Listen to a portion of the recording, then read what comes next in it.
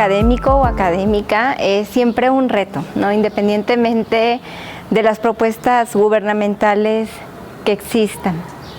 Y es un reto en cuanto a lo que implica nuestra preparación antes de ingresar y formar parte de una institución, pero también una vez que ingresamos a ella.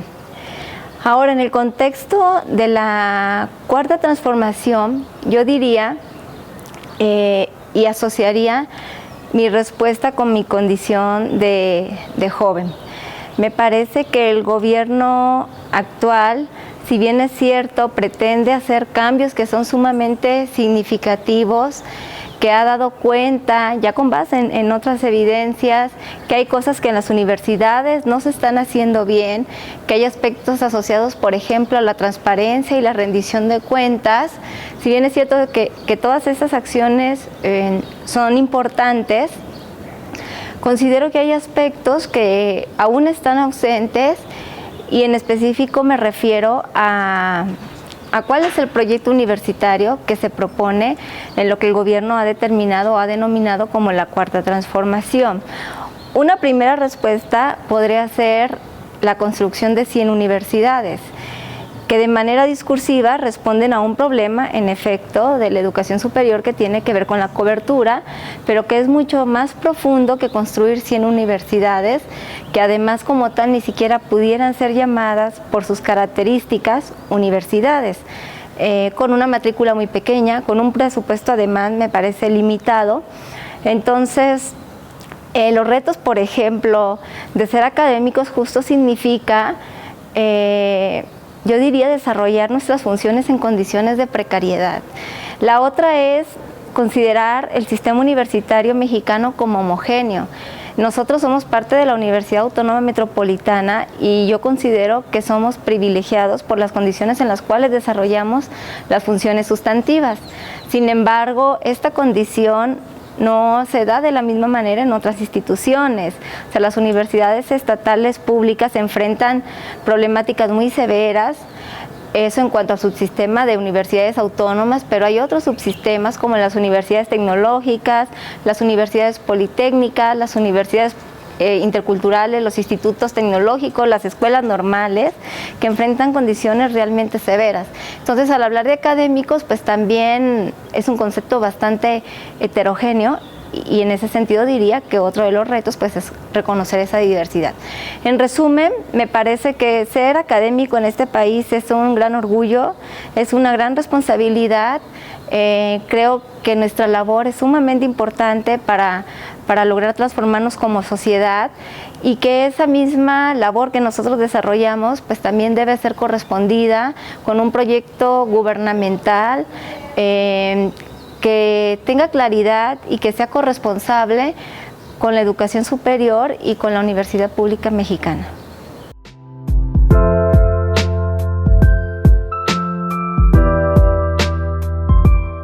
Uno de los aspectos significativos es comprenderla, analizarla, delimitar sus alcances en función de un esquema de evaluación basado en nuestra productividad, pero que no solamente es eso, sino en una productividad asociada a un ingreso.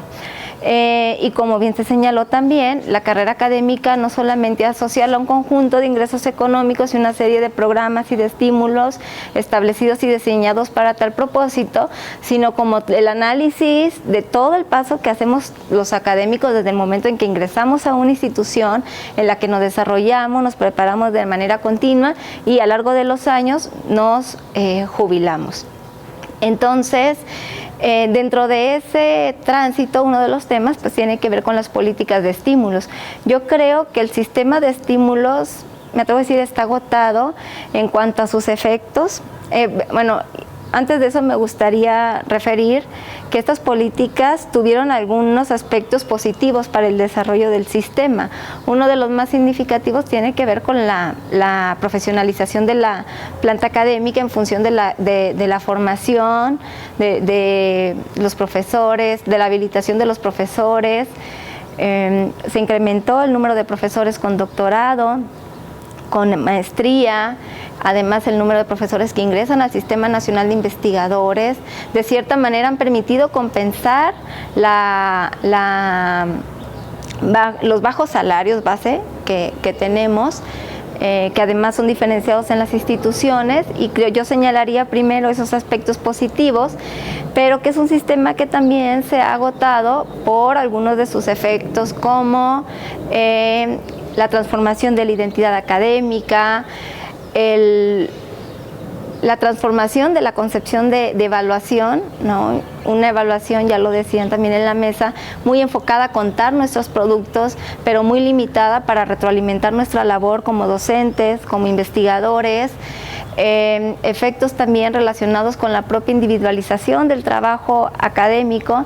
Entonces, yo diría que en ese sentido el modelo está agotado. Ahora bien, sí me gustaría ser muy clara con señalar que, si bien es cierto, estos procesos referidos, como la diferenciación con la planta académica, de la identidad académica, me parece que aún con ellos las posibilidades de construir trabajo colectivo son reales. Yo he tenido la oportunidad de trabajar en un equipo con profesoras y profesores que me han abierto las puertas, y me refiero a que esta condición y esta situación en la que yo estoy no es común para los profesores jóvenes. Lo más común es que los ayudantes de investigación hagan trayectorias y muchas veces también realicen el trabajo de los colegas, y no siempre ese trabajo es reconocido. Entonces, creo que esas cuestiones sobrepasan los estímulos y tienen que ver más con una cuestión de cómo nosotros nos identificamos como académicos, con nuestro compromiso con la universidad, con nuestra universidad, con la universidad pública, y en un ámbito más general con el país.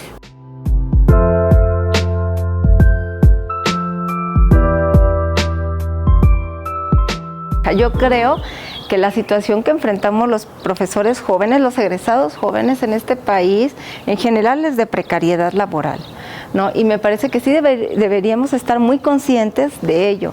Pareciera ser que condiciones laborales favorables son beneficios y no derechos. Yo de entrada diría que todos tenemos un derecho al trabajo digno, y la academia no es la excepción, o no debería ser la excepción. En segunda, diría que tenemos un mercado, por así denominarlo, de estudiantes egresados de doctorado que han desarrollado todas las habilidades para ser profesores, pero que, por lo menos en el caso de nuestra universidad y de otras instituciones, se enfrentan con la dificultad de ingresar a una de ellas porque no hay plazas. ¿Sí? No hay plazas para cubrir, me refiero a plazas de tiempo completo, y en medida no hay plazas también porque la planta académica de esas universidades no entra en procesos de jubilación que permitan renovarlas. Entonces, uno de nuestros grandes problemas es cómo ingresar a una institución de educación superior. Y se han dado algunos proyectos, por ejemplo, el tema de las cátedras CONACYT. Justo fue una propuesta del Consejo Nacional de Ciencia y Tecnología para atraer a un conjunto de profesores con doctorado que no pueden o que no han tenido la oportunidad de ingresar a una universidad, pero que el CONACYT les brinda un salario para incorporación a una institución. Sin embargo, pues no es una respuesta óptima, quizás nos ayuda a contrarrestar una problemática inmediata, pero pues es un escenario sumamente difícil, competitivo,